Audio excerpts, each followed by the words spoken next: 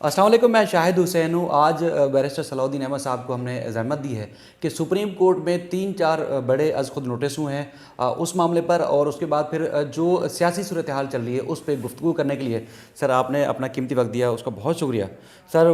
3-4 بڑے معاملے تھے اور 2-3 کیسز میں آپ خود پیش بھی ہوئے ہیں سپریم کورٹ میں۔ تو سر جو لاسٹ از خود نوٹس لیا گیا ہے اس پر آپ کیا کہتے ہیں کہ تمام جو صوبائی اور اس کے علاوہ وفاقی ادارے ہیں ان کی ایسا لگ رہا ہے کہ تاثر مل رہا ہے کہ مانیٹرنگ کی جائے گی جو اب رپورٹس طلب کی گئی ہیں، کیا یہ از خود نوٹس بنتا تھا یا نہیں بنتا تھا؟ جی دیکھیں، جہاں تک ایشوز ہیں کہ اگر یہ تبادلے کیے جا رہے ہیں اور حکومت کے خلاف جو کیسز ہیں ان کو ختم کر دیا جا رہا ہے، نو ڈاؤٹ اس پہ ایکشن لینا بھی چاہیے، مگر میں سمجھتا ہوں یہ بہتر ہوتا کہ اگر کوئی پراپر اس قسم کی کوئی اگر درخواست آتی عدالت کے سامنے کہ اور جس میں پھر نشاندہی کی جاتی کہ ہم کہ ہم اس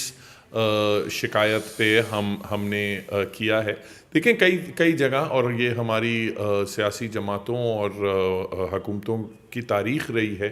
کہ آپ یہاں سندھ میں دیکھ لیں جس طریقے سے ناظم جوکھیوں کے کیس میں پروسیکیوشن کو مینیج کیا گیا، آپ پنجاب میں اب کہتے ہیں ایف آئی اے میں جو وفاق میں شہباز شریف صاحب اور ان کی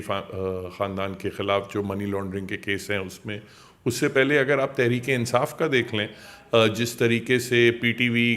پہ حملے والے کیس میں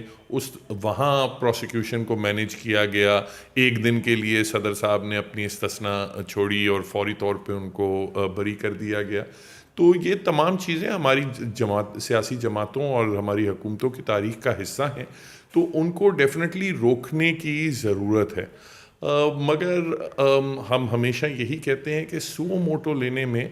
ایک پھر بڑی بھاری ذمہ داری آ جاتی ہے کہ چونکہ آپ کسی شکایت کا انتظار نہیں کر رہے ہوتے، آپ خود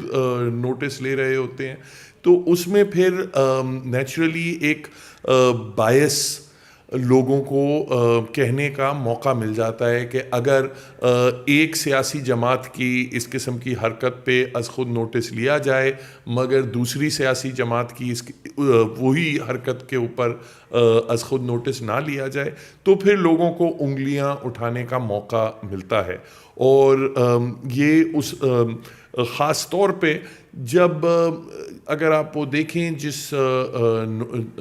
جو پہلا آرڈر تھا اس میں ساری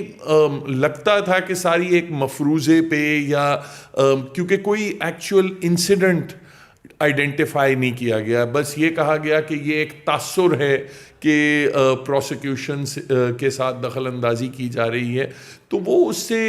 نیچرلی پھر کئی سوالات اٹھتے ہیں کہ کیا صرف ایسے تاثرات یا مفروضوں پہ عدالتیں از خود نوٹس لیں گے؟ سوشل میڈیا پہ دیکھتے ہیں جی بالکل، تو یا تو اگر کوئی ایک اسپیسیفک انسیڈنٹ ہو جس کو آپ ہائی لائٹ کر سکیں، میں سمجھتا ہوں جیسے یہاں فار ایگزامپل یہ ناظم جوکھیوں کا جو کیس تھا اس میں جس طریقے سے پروسیکیوشن نے جو انویسٹیگیشن ایجنسیز تھیں ان کی رپورٹوں کو رد کر دیا ایٹسیٹرا، تو وہ ایک ایکچوئل چیز تھی جس کو نشاندہی کر کے اس پہ از خود نوٹس لیا جا سکتا تھا، مگر سمپلی تاثرات پہ میں سمجھتا ہوں مناسب نہیں ہوتا کیونکہ لوگوں کو پھر بات کرنے کا موقع ملتا ہے۔ اظہر بھائی آپ سوال کرنا چاہ رہے تھے؟ یہ جو ہمارے معاملات جا کے عدالتوں میں جاتے ہیں، لیکن خود عدالتوں کی کیا صورتحال ہے کہ یہاں پر جو ہو رہا ہے کہ مخصوص بینچ بنائے جاتے ہیں، اور پھر جیسے ہم نے دیکھا کہ ایک مفروضے پر رات کو عدالت کھولی گئی تھی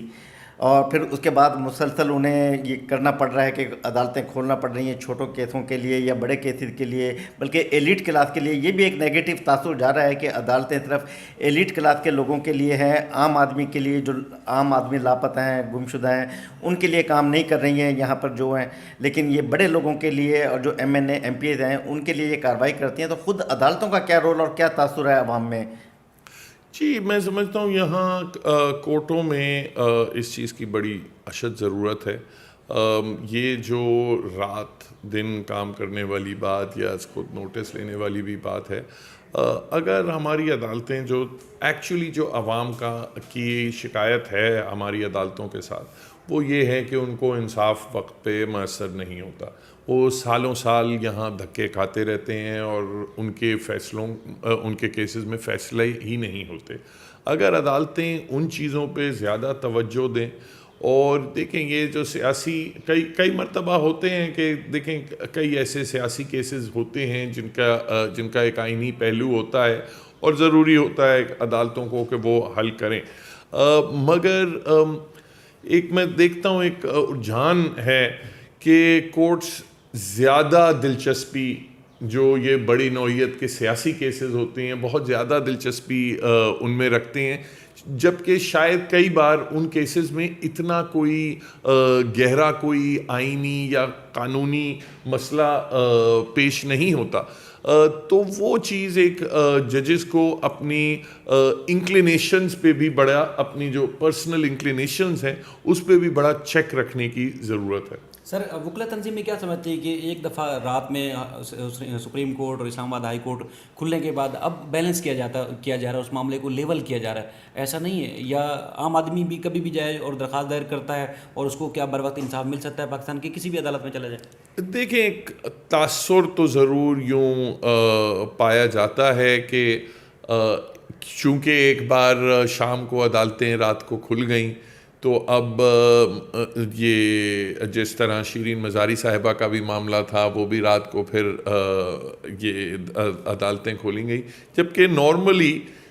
کسی بھی سیاستدان کو, اور ہم نے پاکستان میں کوئی کمی نہیں ہے سیاستدانوں کی جن کو رات کے اندھیرے میں اریسٹ کیا گیا ہو, عموماً یہی ہوتا ہے کہ صبح اگر, اور جتنا بھی اپنا فریولس کیس ہوتا ہے عموماً یہی ہوتا ہے کہ صبح بیل ہو جاتی ہے. جو اسمبلیاں تحلیل کرنے والا اور اسمبلیوں پہ ووٹ آف نو کانفیڈنس ہونے والا جو معاملہ تھا, میں سمجھتا ہوں وہاں شاید اتنا اگر صرف اسمبلیوں کے ووٹنگ پہ اگر اگلے دن بھی عدالتیں آرڈر کر دیتی تو کوئی اس میں حرج نہ ہوتا. شاید وہاں تاثر یہ تھا کہ اس وقت کے وزیر اعظم عمران خان صاحب شاید وہ کچھ اور اقدام لینے جا رہے ہیں بالکل جو حساس اداروں میں تبادلے کے حوالے سے, تو اس پہ زیادہ ایک بے چینی پائی جاتی تھی. ورنہ اگر ایک دن اور عمران خان صاحب وزیر اعظم رہ لیتے تو میں نہیں سمجھتا اس میں اتنا کوئی پرابلم ہوتا. خدشہ شاید سب میں یہی پائے جا رہا تھا کہ کچھ اور ہونے جا رہا ہے. سر اس میں جس طرح آپ بات کریں کہ خدشہ پایا جا رہا تھا, اچھا اس وقت بھی کہا جا رہا ہے کہ عمران خان کی حکومت کو ہٹانے کے لیے عدلیہ نے بھی کردار ادا کیا. اب از خود نوٹس لیا پرسپشن کی بنیاد پر, آج بھی ایک از خود درخواست پہ سماعت ہونے والی ہے اسی دھرنے اور مظاہروں کو لے کے, تو اب یہ کہا جا رہا ہے کہ پھر وہ عمران خان کو سپورٹ کرنے کے لیے کیا جا رہا ہے. تو مطلب عدلیہ ہوتی کس طرف ہے ہماری, یہ تاثر تو پایا جاتا ہے کہ ہمیشہ جھکاؤ رہتا ہے. دیکھیں کچھ حد تک تو نیچرلی اب سیاسی کیسز میں آپ جہاں بھی عدالتیں فیصلہ کریں گی کچھ حد تک تو نیچرلی لوگوں کو شکایت ہوگی, وہ تو ایک انیویٹیبل سی بات ہے. وہ تو عام مقدمات میں بھی جو بھی کیس ہار کے جاتا ہے کوئی شکایت تو کرتا ہی ہے. مگر دیکھیں یہ پچھلے 6-7 سالوں سے آپ دیکھ رہے ہیں کہ بہت سارے جو پیورلی پولیٹیکل معاملات ہیں وہ عدالتیں نہ صرف ان میں انوالو رہی ہیں بلکہ خود انوالو ہوئی ہیں. کئی جگہوں پہ ان کو کسی نے اپروچ بھی نہیں کیا اور انہوں نے خود اس قسم کے سیاسی ایشوز کو اپنے ذمے لے لیا. اس سے میں کل آپ کو ہماری جو عوام ہے اس کا ایک حصہ جو تھا وہ آپ پہ انگلیاں اٹھا رہا تھا, آج آپ پہ ایک دوسرا حصہ ہے وہ انگلیاں اٹھا رہا ہے. مگر اوور آل یہ صرف عدلیہ کی بات نہیں ہے. میں سمجھتا ہوں کہ ہماری پاک افواج بھی جو ہے ان پہ بھی جو انگلیاں اٹھائی جا رہی ہیں وہ اسی لیے اٹھائی جا رہی ہیں, اور جس کارنر سے بھی ہوں, کیونکہ انہوں نے ماضی میں اپنے کانڈکٹ سے کمپلیٹ امپارشیلٹی اور نیوٹرلٹی نہیں دکھائی, اور لوگوں کو ایک نہ صرف کہ ایک امپریشن ملا ہے بلکہ ایک یقین ہے کہ یہ سیاست میں انوالو ہیں. اب شکایت صرف لوگوں کی یہ نہیں ہے کہ انہیں سیاست میں انوالو نہیں ہونا چاہیے. اب ہر کوئی کہہ رہا ہے کہ آپ کو سیاست میں انوالو ہونا چاہیے مگر میرے سائڈ پہ انوالو ہونا چاہیے, دوسرے کی طرف آپ کا پلہ نہیں جانا چاہیے. سر آپ نے ایک اپنے اہم کیس میں ایک آرگومنٹ کیے تھے جس میں آپ نے کہا تھا کہ پاکستان تحریک انصاف کی اس وقت کی جو حکومت تھی وہ نازی والا جو ہے رویہ ہے ان کا, اور آپ کے اس آرگومنٹ کو لے کے بہت سارے بڑے بڑے کالم نگار جو ہیں انہوں نے اپنا کالم اور اپنا ایک تاثر پیش کیا عوام میں کہ جیسے انہوں نے یہ بڑی بات کی ہے. آپ کو ایسا کیوں لگتا تھا کہ پاکستان تحریک انصاف کی جو حکومت کے اقدامات ہیں وہ نازی والا ہی جو ہے وہ راستہ ہے اس پہ چل پڑے, کیا وجہ تھی ایسی؟ نہیں دیکھیں, میں نے یہ نہیں کہا تھا ایکچولی کورٹ میں کہ پاکستان تحریک انصاف نارجی پارٹی کی طرح ہے.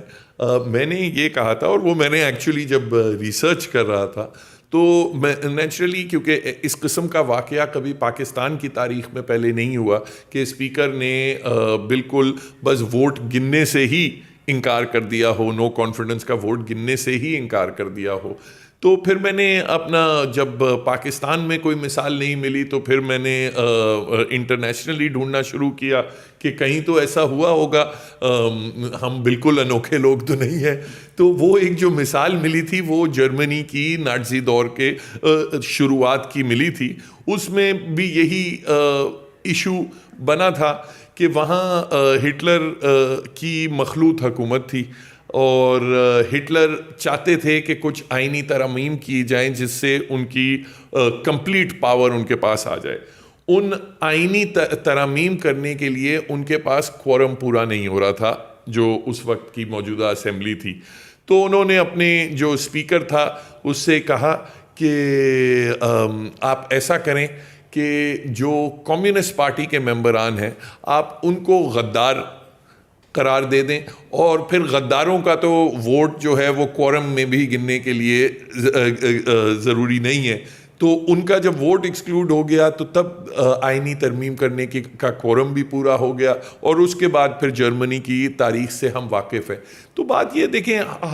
ہر سٹیپ پہ ڈیموکریسی کو چلانے کے لیے ہر سٹیپ پہ اپنی تاریخ سے بندے کو سبق سیکھنا چاہیے اور اس کے تحفظ کے لیے ہمیشہ تیار رہنا چاہیے. کیونکہ یہ اور دنیا بھر میں دیکھا گیا ہے کہ یہ صرف ایک ملٹری کو کے ذریعے ڈیموکریسی ختم نہیں ہوتی. یہ کئی مرتبہ مقبول سیاستدان پاپولر, اور یہ پاکستان کی بھی تاریخ ہے, دنیا میں اور بھی ممالک ہیں جہاں ایسا ہی ہوا ہے, مقبول اور پاپولر سیاستدان بھی انہوں نے بھی اپنے اقدام سے جمہوریت کو ختم کیا ہے. سر ایک چیز اظہر بھی صرف ایک منٹ, اس میں سر جو عمران خان جس چیز کو اس وقت روکنا چاہتے تھے منحرف اراکین کے حوالے سے, اب اس کے اوپر سپریم کورٹ کا فیصلہ آ چکا ہے, پنجاب اسمبلی کے لیے الیکشن کمیشن کا فیصلہ آ چکا ہے. تو آپ نہیں سمجھتے کہ اس وقت جو اقدام کر رہے تھے وہ بہتر تھا, اور اب اگر یہ الیکشن کمیشن اور اس کے بعد سپریم کورٹ کا فیصلہ آنے کے بعد آپ کیا سمجھ رہے ہیں کہ جو ایک مورل کے طور پر ان کی عمران خان کا جو موقف تھا اس کو تقویت نہیں ملی؟ دیکھیں, جہاں تک وفاقی جو معاملات ہیں, جو وفاقی حکومت کا معاملہ ہے, نیشنل اسمبلی میں تو کوئی منحرف اراکین نے ووٹ بھی نہیں ڈالا تو وہاں تو اس کوئی ایفیکٹ نہیں پڑتا. جہاں تک سپریم کورٹ کا فیصلہ ہے, یہ اس میں پنجاب اسمبلی کے پنجاب اسمبلی تو غلط بات ہے, ایکچولی تو پریزیڈنشیل ریفرنس کے اوپر کیا تھا. دیکھیں, میں سمجھتا ہوں کہ سپریم کورٹ نے اس میں بڑی واضح طور پہ کہا ہے کہ البتہ آئین میں اس قسم کی کوئی بات نہیں ہے کہ ان کے ووٹ نہیں گنے جائیں گے, مگر ہم اس کو آئین کی روح کی تشریح کرتے ہوئے ہم اس کو تصور کریں گے کہ ایسے ووٹوں کو گنا نہیں جانا چاہیے. جو مائنورٹی ججمنٹ ہے اس میں تو انہوں نے صاف صاف کہا ہے کہ یہ چیز تو آئین کو دوبارہ لکھنے کے برابر ہے, آپ نے آئین کو ری رائٹ کر دیا ہے. میں مائنورٹی اوپینین سے اگری کرتا ہوں,